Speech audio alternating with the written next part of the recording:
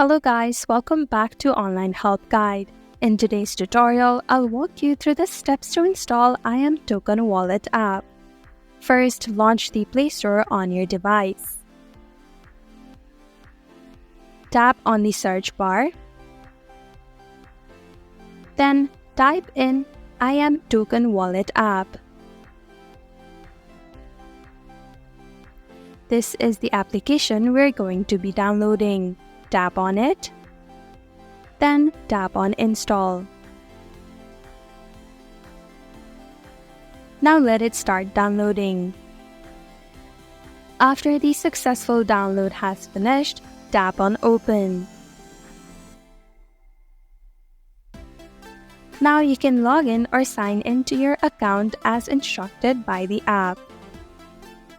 Thank you for watching Online Help Guide. Hope this video was helpful. If it was, then hit the like button and comment down if you have any questions or feedback. Also, if you're new to our channel, subscribe and hit the bell icon so that you don't miss our upcoming videos.